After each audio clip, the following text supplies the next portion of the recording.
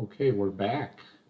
This is the Synoptic Gospels course for Global Missions Institute, BIBL 0957. We're in Module 3 now, and we're working on the second half of the harmony of the life of Christ, and this will cover the final year of Christ's ministry and Passion Week. If you recall, Matthew is the outcast who loved his enemies, a tax collector by trade who was just hated because he worked for the Romans, and he was wealthy, but he left it all behind to follow Jesus. And his is the earliest of the four Gospels, and he is writing to communicate the good news to the people who hated him. That makes him quite a noble fellow. Mark was a coward at one point in his life, but he recovered and rendered invaluable service to the Apostle Paul and others later in life. And as a matter of fact, the guy who ran away from the first mission trip went on to be Peter's right-hand man, so to speak, when he wrote the gospel. What we have here is the viewpoint of Peter, but through the writing hand of Mark. There is a lot of Mark in this story, we don't have any doubt. And then we have Luke. Luke is a true historian, and he's responsible for more than a quarter of the New Testament, and he wrote both this gospel and the book of Acts. As a historian, he took down the eyewitness accounts of many and recorded it all in chronological order. And he is the only Gentile writer of the New Testament, and probably the only second generation Christian writer. He was not present at the incarnation. I pray that you will be able to defend the inerrancy of Scripture from those who accuse the three synoptic Gospels of being filled with contradictions. I pray that you will be capable of harmonizing two or more incidents in the synoptic Gospels, and to be able to communicate these insights gained from a harmony. So let's engage in year 3, and because we're also doing the Passion Week, which can get very detailed, it's going to feel like we're zooming along. If you thought we were zooming last night, we're going to zoom even further this night. But I pray that you'll get a grasp of how these three Gospels and even the fourth weave into one another, how they interweave, how they form strong bonds with one another, as 3 and 4 eyewitnesses can do, and just absolutely show us the amazing narrative of the life of Christ. So just to give an overview of this first section, Jesus feeds the 5,000. He avoids king-making. He does disciple-centered miracles. He makes predictions of death and resurrection for the first time. And he has also ministry in Gentile areas leading up to the Transfiguration. So first of all, we have the withdrawal from Galilee, and this is in Matthew 14, also Mark 6, 31 to 34, and Luke 9, 10, and 11, and John 6, 1 to 3. There you go, 4 Gospels, all recording the same thing. And then Jesus goes on to feed the 5,000.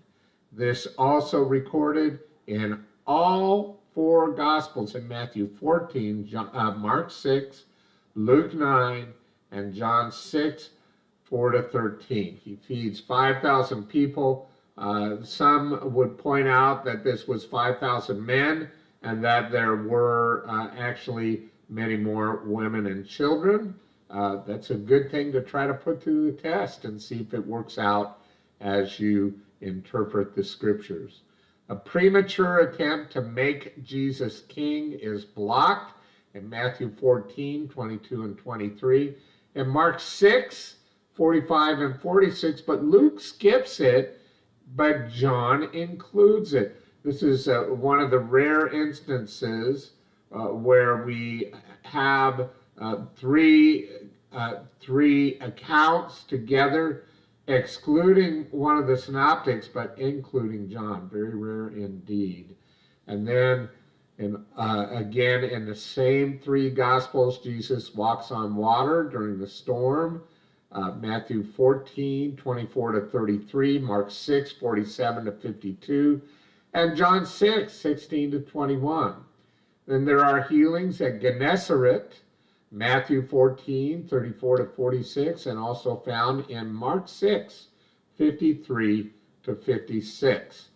And then we shift to John, where we get the discourse on the true bread of life, John 6, 22 to 59, and also a defection among the disciples in John 6, verses 60 to 71. There's a conflict then over the tradition of ceremonial defilement. Matthew, Mark, and John again. Luke has, maybe he just didn't have an eyewitness to these things, or I don't know, but for whatever reason, Luke, the careful historian, didn't feel like he had the evidence to write this part down. Very interesting. But I'll tell you what I appreciate about it is it testifies to his honesty. If he didn't have it, he wasn't going to make it up. He wasn't going to plug it in. He isn't just copying Mark and Matthew either. He's going on real eyewitnesses. And by the way, there are some things in the Greek that let you know that there is a true eyewitness there. Indications of body language and verbal intonation that could only be drawn from someone who was present on the occasion. And so there's this conflict in Matthew, Mark, and John.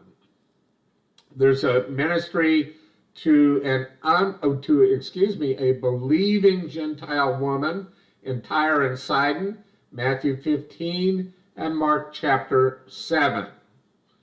And then healings in Decapolis. So Jesus ships over to the east side of the Jordan River, and that's an area that's predominantly Gentile. You notice that after all the persecution on the Sabbath healings and those controversies, that now Jesus, in his third year, has shifted and is proclaiming the word even to Gentile believers. There is a feeding of the 4,000 in Decapolis, found in Matthew and Mark as well. And again, Luke is silent, and John is silent as well. But here he feeds the 4,000. He does a miracle, if you will, among the Gentiles. And then we now have more ministry in Galilee, but we're going spring into summer, 32 AD in Galilee.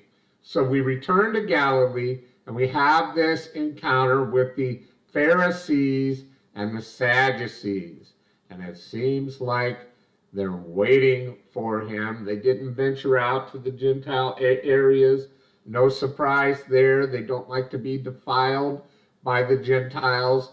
But waiting back in Galilee, here Jesus comes, and they are waiting for him, and they have an encounter with him. And then on the Sea of Galilee, Jesus teaches and warns about the error of the Pharisees and the Sadducees and the Herodians. So he has these declarations of how they've gone off. And then at Bethsaida, near the Sea of Galilee, only recorded, uniquely recorded in Mark 8, 22 to 26, Jesus heals a blind man there. We're still spring into summer, AD 32, and now we're in the district of Caesarea Philippi, kind of around on the west side of the Sea of Galilee. And here we have a remarkable moment. I believe it's a real turning point. What you see is Jesus engages in this real struggle with his disciples and encouraging them not to go in the direction of the error of the Pharisees and to beware their leaven.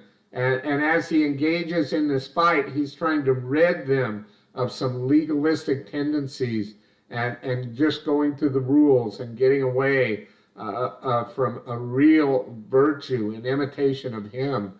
And finally, we're ready, and Peter identifies Jesus as the Messiah.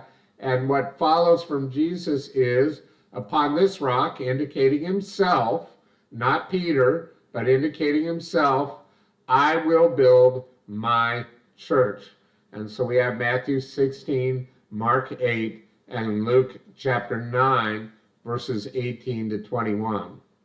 And then right after that, interestingly enough, because you get Peter saying, you're the Christ, the Son of God, and Jesus rewarding him with good words, with praise. And then he goes on, they must be ready for this next thing, the rejection, the crucifixion, and the resurrection.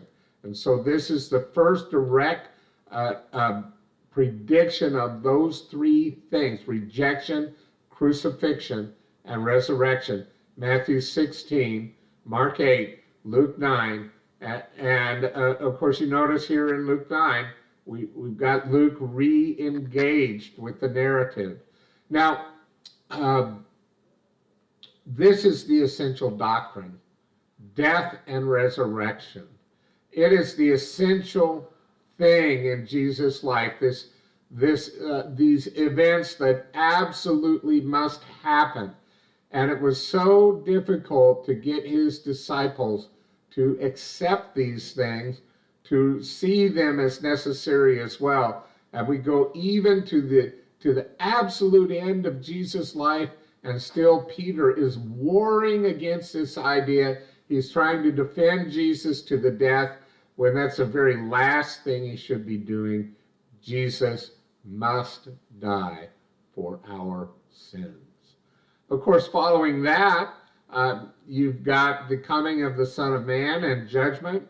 Matthew 16, Mark 8, and Luke chapter 9, verses 26 and 27.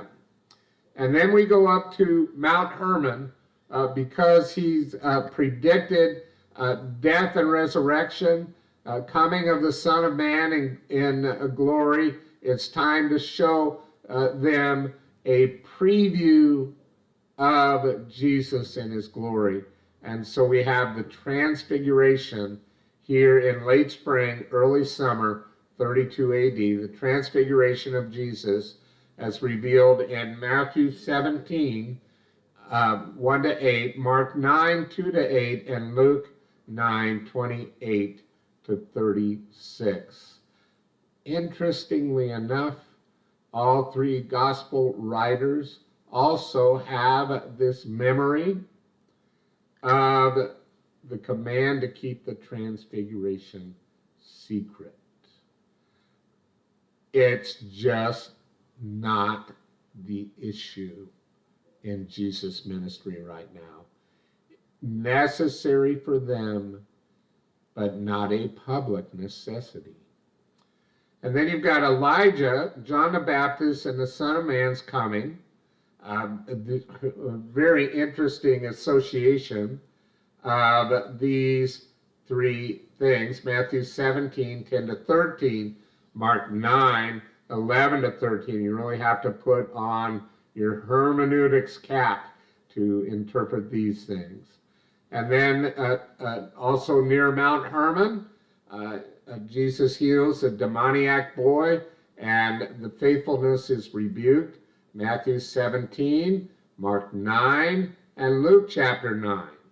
And then they descend from near Mount Hermon back toward Galilee, and where we have, and this is not at all, maybe a week later, maybe a couple weeks later, a second prediction of the resurrection in Matthew 17, Mark 9, and Luke 9 as well. And so here Jesus, he mentions the resurrection, how he must rise again. And of course, I know you're going to take a soteriology course. You're going to talk about salvation. One, you have to remember the necessity of Jesus' death to pay for our sins. And two, the necessity of Jesus' resurrection as a promise that we too will triumph over physical death and sin. And so there is that second prediction of the resurrection. And then we have the payment of the temple tax, Matthew 17, 24 to 27. And a rivalry over greatness is dispelled, Matthew 18, Mark 9, and Luke 9. And so, these are always these terribly awkward moments in the walk of the disciples with Jesus. And they're all having this discussion. Who among them is the greatest? And it should be the opposite. And you shouldn't even argue about it. You should just be humble. And that's it. And if you are humble, you don't need to talk about who's great and who's not great at all. Now at this point, Jesus gives a warning in Matthew 18, Mark 9, and Luke 9 against causing believers to stumble. Don't be a stumbling block. Don't be the reason that others stumble in their faith. And then, I think appropriately enough, in Matthew 18, 15 to 35, this detailed passage on how to treat and forgive a sinning brother, how to get him restored. Go to him alone, go to him with one other, go to him with the elders, and give him opportunities. Of course, we find in other passages like Galatians chapter 6, chapter 5, where we're told to restore such a one with the spirit of gentleness. Very important. And what it tells you right away is that Christians are going to sin. That we've got this time of the church coming up, and here's how to treat a brother who has gotten involved in sin, and even one who has sinned against you. Next stage, there's a stage where we now transition to Jerusalem for the finale. And so in transit for Tabernacles, he has a ministry at Tabernacles in Jerusalem, and then he expands out and they have a ministry in Galilee. He even commissions 70 followers to go out and do ministry among the towns of Galilee. In essence, Jesus is canvassing Galilee. He gives lessons on discipleship. He raises Lazarus. He makes one final tour of Samaria and Galilee. So here we are, we're in September of 32 AD. Why do we know it's September? Because it's the Feast of the Tabernacles. So he's in Galilee, he's in transit to Jerusalem. The Lord's half-brothers, according to John 7, ridicule him. And then in transit to Jerusalem, he's in Samaria. If you remember, Samaria is in the middle between the two, Galilee in the north, and Jerusalem and Judea in the south. And Luke and John both record his journey through Samaria. And he is not forgetting at all the people there. And then in Matthew 8, 19 to 22, and Luke 9, 57 to 62, Jesus teaches about the high level of commitment needed to be his follower. So in John 7, 11 to 31, we have a mixed reaction to Jesus' teaching and his miracles. And then in other words, some respond well and some reject the teaching and the miracles. And then there is a frustrated attempt to arrest Jesus in John 7, 32 to 52, and John's forgiveness of an adulteress, John 7, 53 to 8, 11. Some say that this is not present in the original version, and that's something to debate for another, but I include it for the sake of completeness. If I can go back just for a minute to that frustrated attempt to arrest Jesus, there is that fantastic little nugget there about how the Spirit is the water that never runs out, and the living water's passage. And the promise that the Spirit, once he comes into us, will stay in us. There's a conflict over Jesus' claim to be the light of the world. Excuse me. I'm always sneezing in Tahiti. Every day. It's a constant battle against my allergies. Conflict over Jesus' claim to be the light of the world, John 8, 12 through 20. And then in 21 to 30, there's an invitation to believe in him. And then we have this fascinating discussion of Jesus' relationship to Abraham because of this big dispute. And they attempt to stone him. Before Abraham was, I am. Jesus claims that he's eternal. In John 9, 1 to 7, the healing of the man born blind, the reaction of the man's neighbors through verse 12, an examination and excommunication of the blind man by the Pharisees up through verse 34. What would you do if Jesus healed you of your blindness? Would you choose Jesus or the Pharisees? What a silly question. Man stuck in all he knew. They said he was blind and now he sees. And honestly, that's all that the Pharisees needed to know as well. But they were so threatened, so immature, that they just couldn't.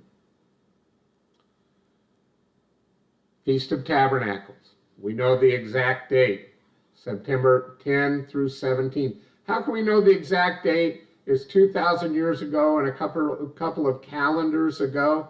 Well, the Jewish calendar of feasts was based on the phases of the moon.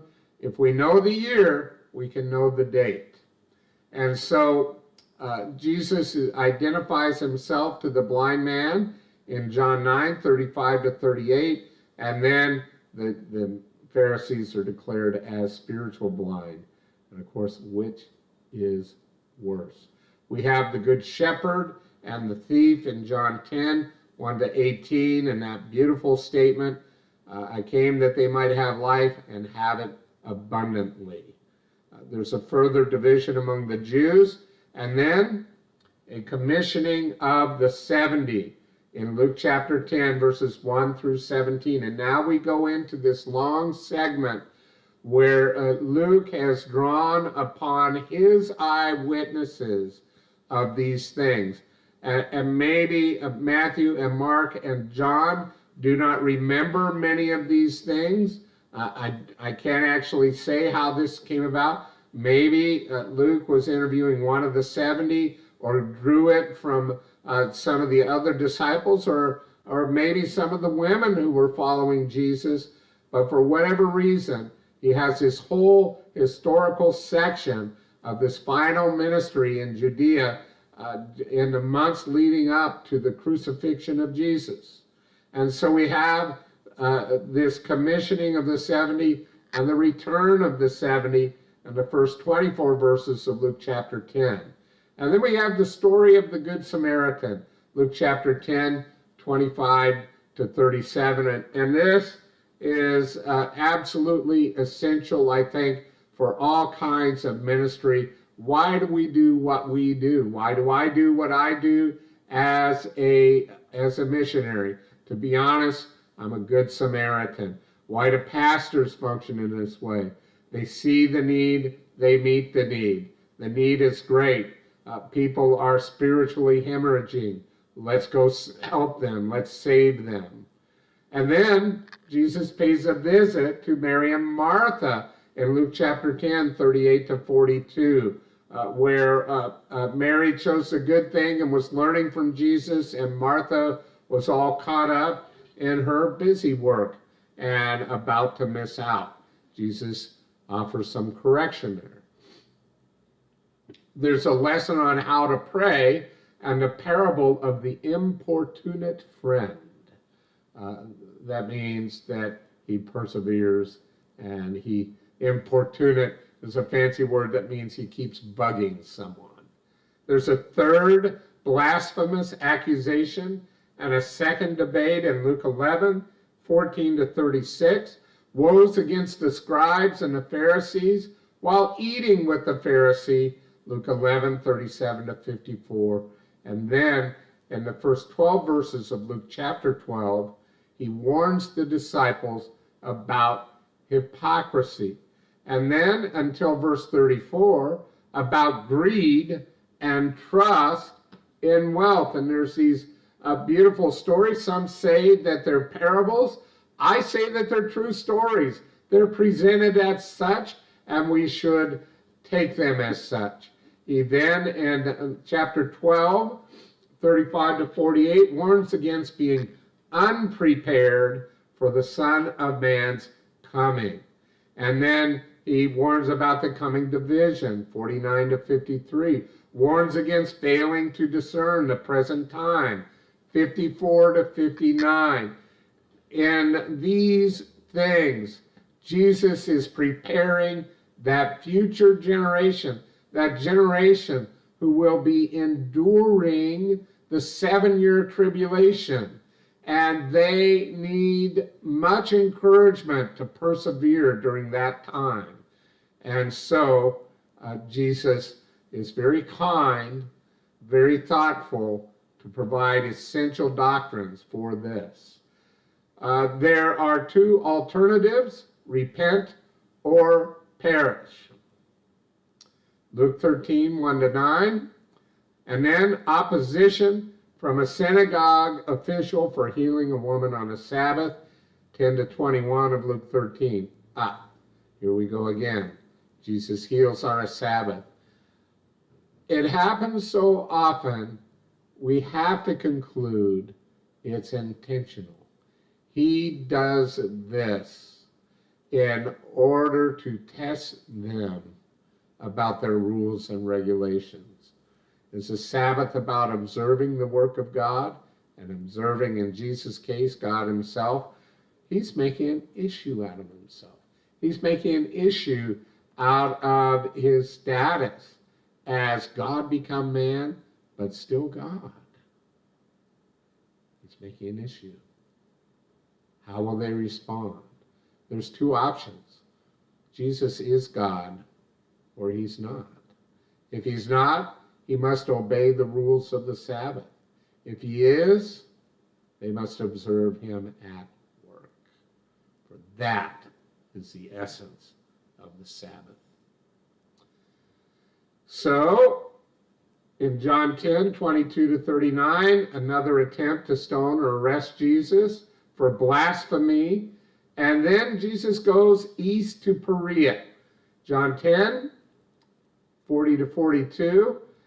Back to Luke.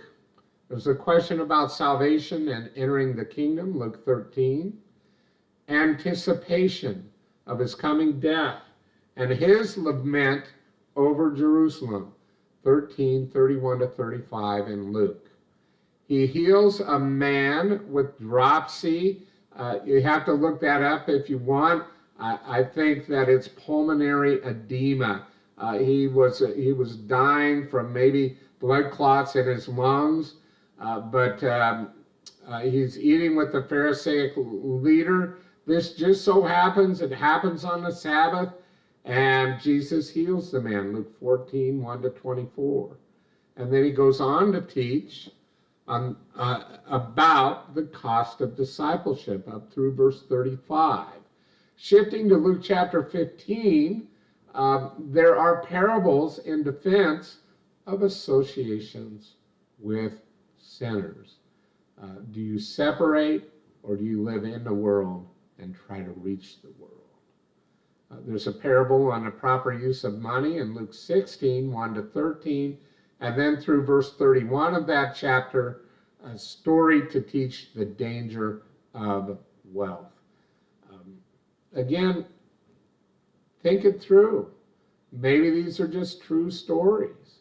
Maybe that's why these are here.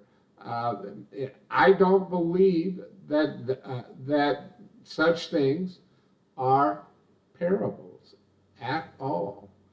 Then in Luke 17, 1-10, 4 lessons on discipleship.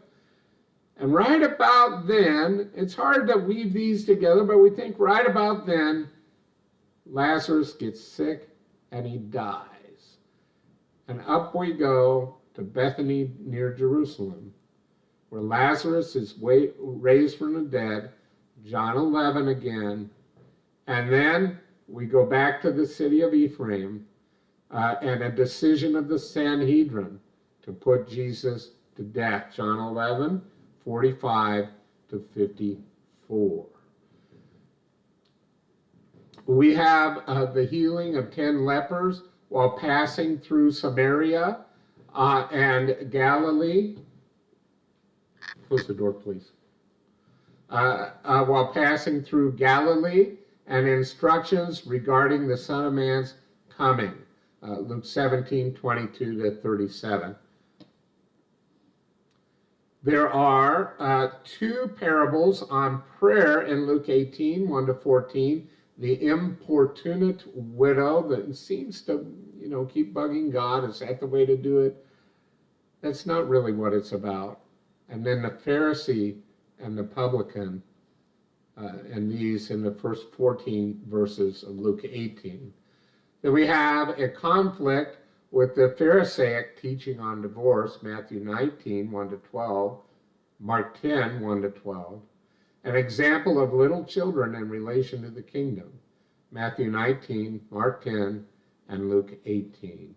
Riches in the kingdom, Matthew 19, Mark 10, Luke 18, 18-30, and then the parable of the landowner's sovereignty, Matthew 20, 1-16.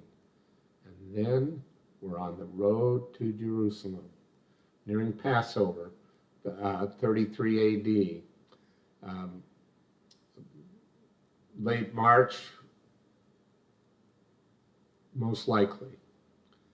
Third prediction of the resurrection, Matthew 20, 17-19, Mark 10, 32-34, Luke 18, 31-34, and then a warning against ambitious pride.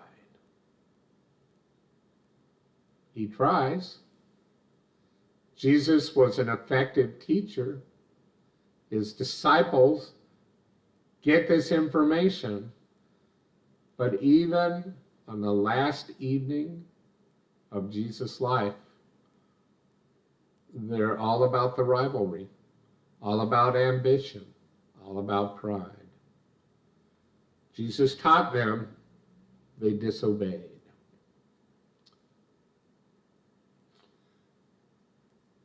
He stops in Jericho. This is way down in the Jordan River Valley from Jerusalem, east.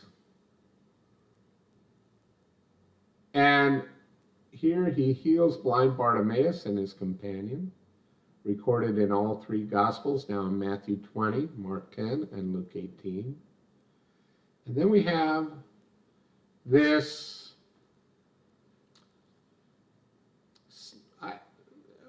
named it Salvation of Zacchaeus, but Jesus' encounter with Zacchaeus, recorded only in Luke 19, 1-10. I think it's pretty likely that Zacchaeus was saved under John the Baptist's ministry, but he has an encounter with Jesus, and the goal of which, of course, is for others to get saved. And then on the road from Jericho to Jerusalem, it's a steep uphill climb. Parable to teach responsibility while the kingdom is delayed, Luke 19, 11-28. At last, they're near Jerusalem. It's Passion Week. And this is going to fall into, we're just going to do a narrative from Saturday and Sunday, March 28th and 29th, all the way through the week until, and I'm sorry to give it away, the resurrection of Jesus. A few days before the final Passover, Jesus drew near to Jerusalem, John 11:55, and he arrives at Bethany 6 days before the Passover, John 12:1, which is namely the Saturday before the Passion Week.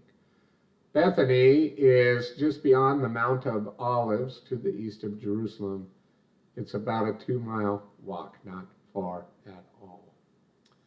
That evening, Jesus was anointed at Simon the leper's house, and we learn this from Matthew, Mark, and John, and curious again, not Luke. On the next day, that Sunday, there was a great crowd that came to Bethany to see Jesus, John 12, 9-11. So word got out. And here they come out from Jerusalem. Now, it's a great crowd for this reason. I have to explain this a little bit. It's Passover. And people come from not only all over Israel, but all over the ancient Near East.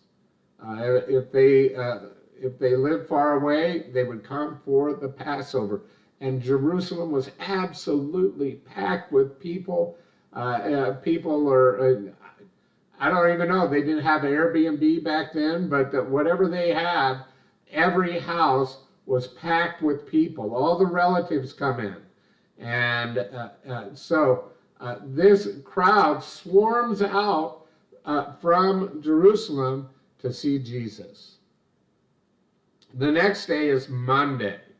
And I know we often celebrate Palm Sunday on Sunday of our regular Easter or Passion Week, but I believe that Harold Honer has it correct that Monday was Jesus' triumphal entry into Jerusalem.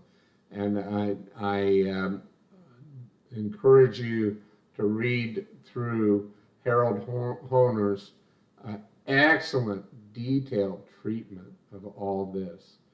So Jesus makes his triumphal entry into Jerusalem. He visits the temple.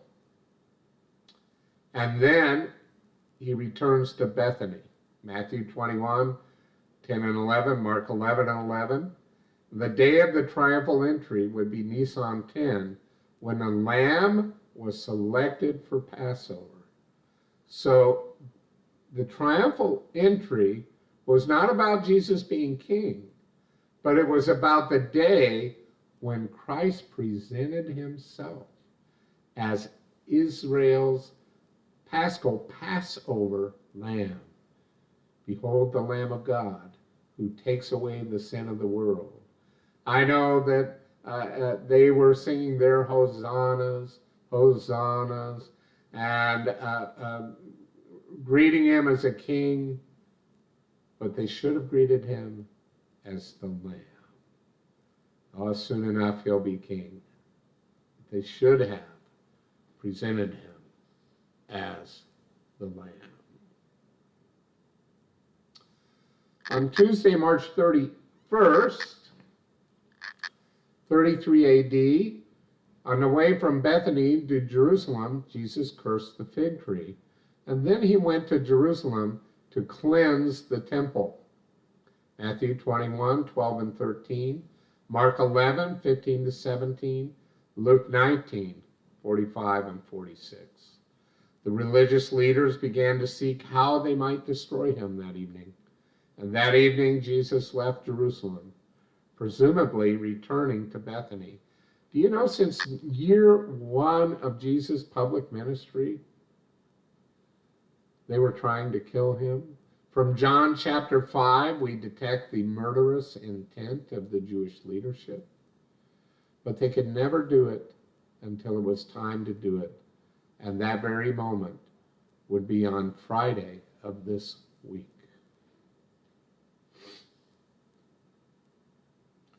On the way to Jerusalem on Wednesday, the disciples see the withered fig tree, Matthew 21, 20 and 22 to 22, Mark 10, or 11, 20 to 26. And Jesus at the temple in Jerusalem had a day of controversy with religious leaders. I so want to see the replay of this whole day, because this whole day, Jesus is teaching in the temple. Matthew 21, 23, all the way to chapter 23. Mark 11, 27 to 12:44. Luke 20, verse 1 to 21, verse 4. A long day of teaching and controversy and back and forth. And Jesus not only demonstrated his mastery of all topics biblical, he demonstrated his righteousness, and he even confirmed his deity. That afternoon, Jesus went to the Mount of Olives, and there he delivered the Olivet Discourse. Matthew 24, 1 to 20, or 24, 1 to 25, 46. Also seen in Mark 13, 1 to 37, and Luke 21, 5 to 36. But Matthew has the fullest version of those three. That's a great one to try to put together. And you might even look at it and say, you know, I wonder if he actually taught this on more than one occasion. It may just be that. But he delivers this discourse, and again, this is delivered to Jewish believers. It's to prepare them for life in the tribulation. There's some of it that we see as trends in our present age, the church age, but there's none of it that we can interpret as leading up to the rapture of the church. The next prophetic thing is the rapture of the church. And so during the 7 years, people need preparation. Again, Jesus has compassion on them, and he teaches them the Olivet Discourse.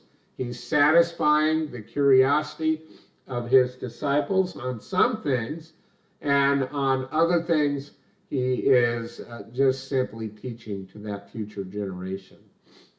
Then we come to Wednesday, April 1st. Jesus predicted that in 2 days he would be crucified, or still Wednesday, April 1st, at the time of the Passover. And this is Matthew 26, Mark 14, Luke 22. And then we have the scene shift over to Judas, where he plans the betrayal of Christ with the religious leaders. Matthew 26, 14 to 16, Mark 10, 14, 10 and 11, Luke 22, 3 to 6. Then we go to April 2nd, and on this day he had his disciples prepare the Passover lamb, and Jesus and his disciples had their Passover meal in the upper room. These things recorded in Matthew 26, Mark 14, and Luke 22, as well as John 13, 1 to 14:31. And here's where it's valuable to plug in John, because John has so much information. A few years ago, I had a wonderful time weaving all these accounts together of just this day alone. It was just such a pleasure to see how it all fits together so beautifully. Leaving the upper room, Jesus had a discourse with his disciples and offered an intercessory prayer on their behalf. And so we always call it the upper room discourse, John 13 and 14. But part of it takes place, I think, either in the streets of Jerusalem or somewhere in there. It takes place away from the upper room. For instance, John 15:1 to 18:1 is all after they left. So he may have been talking to them as they went along through the streets, or he may have stopped at some other location and taught them there. But not all of the upper room discourse is in the upper room. And he prays for them in John 17. At last, they go outside the walls of Jerusalem to the east, back toward Bethany. And they arrive at the Garden of Gethsemane. And it was here that Jesus suffered in agony. Matthew 26, 36 to 46, Mark 14, 32 to 42, Luke 22, 39 to 46, and John 18, 1. Later that night, Jesus was betrayed and arrested. Again, Matthew, Mark, Luke, and John. During the rest of that night, Jesus was tried, not tired, I'm sure he was tired, but tried first by Annas and later by Caiaphas with the religious leaders. Again, Matthew, Mark, Luke, and John all remember these things. Early in the morning, Jesus was tried by the Sanhedrin, Pontius Pilate, Herod Antipas, and Pilate again. Matthew 27, Mark 15, Luke 22, and into 23, John 18, and into John 19 as well. Jesus was then led to the cross and crucified at about 9 a.m. and died at 3 p.m. And he was buried later that day. Again, recorded with precision and awe by all four gospel writers. Christ, the Paschal Lamb, 1 Corinthians 5:7, died at the time when the Israelites were sacrificing their Passover lambs. It wasn't ironic. It was perfect. The sad part is, at that moment, there ceased the necessity to sacrifice the Passover lambs because Christ, our Passover, was given for us.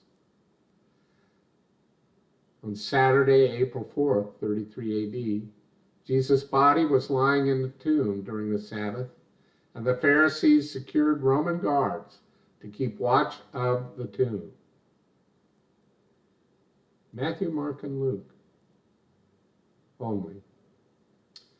We gather from 1 Peter 3:18 to 20, Jude 6, and Matthew 12:40. I include Matthew 12:40. You may hear this for the first time, that he was 3 days and 3 nights in the tomb, and we'll talk a little bit more about that perhaps further on. But his spirit went to Sheol to preach to the fallen angels from the Genesis 6 conspiracy. Christ was resurrected from the dead, Matthew 28, 1 to 15. Mark 16, 1 through 8. Luke 14, 1 to 35. And John 20, 1 through 18. And that is Sunday, April 5th, 33 AD. And Jesus then appeared to his disciples, Mark 16, 14. Luke 24, 36 to 43, and John 20:19-25. At last, he is a type of the offering of the first fruits, which was offered the day after the Sabbath. Leviticus 23:9-14, 1 Corinthians 15:23. And later that evening, I believe that Jesus, because he had to have 3 nights in the heart of the earth, I believe he returned to Sheol after the resurrection for the 3rd night, as recorded in Matthew 12:40. And so that is it. That is our last slide. And I hope that you have been blessed as we soared over the life of Jesus Christ in preparation for some more detailed studies coming up in lessons 4 and beyond. Good night.